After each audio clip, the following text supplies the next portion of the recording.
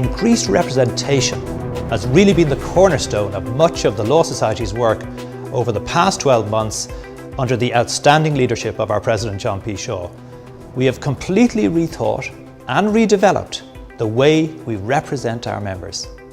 The establishment of a Department of Policy and Public Affairs and a Department of Representation and Member Services are just two of the ways we are providing our members with what they've told us they want: more and better representation, communication and promotion for the solicitor's profession.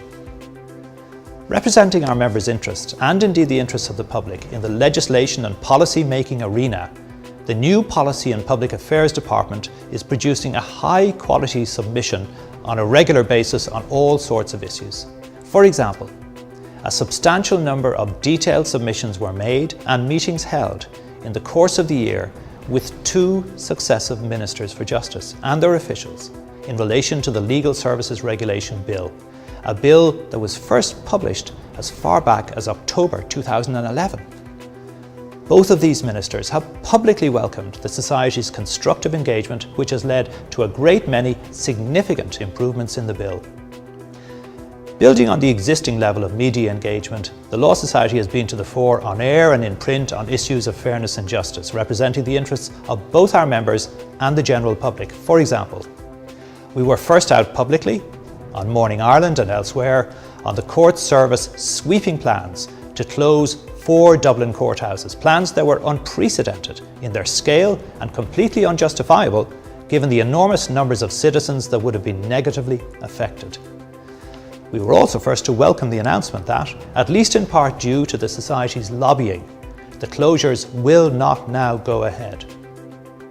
A decision was taken at the September Council meeting to declare ourselves opposed in principle to any further court closures in rural Ireland, and this reflects our belief that the rationalisation of the court service has now gone beyond the rational and threatens the fabric of the justice system. In April, we learned that telephone conversations to and from large numbers of Garda stations were taped over a period of decades. Responding immediately, we sought a statutory commission of investigation in a letter to the Taoiseach, including a list of 41 issues for inclusion in the Commission's terms of reference. We now await the conclusion of the Fennelly Commission's inquiries into this most serious breach of privileged solicitor-client conversations. We are continuing the work of ensuring that claimants and their solicitors are not left high and dry in the wake of the collapse of Setanta Insurance, and we have been vocal in the judicial appointments process, again on Morning Ireland and elsewhere, calling for radical reform, including depoliticising the process and ending the glass ceiling for solicitors in appointments to the High Court.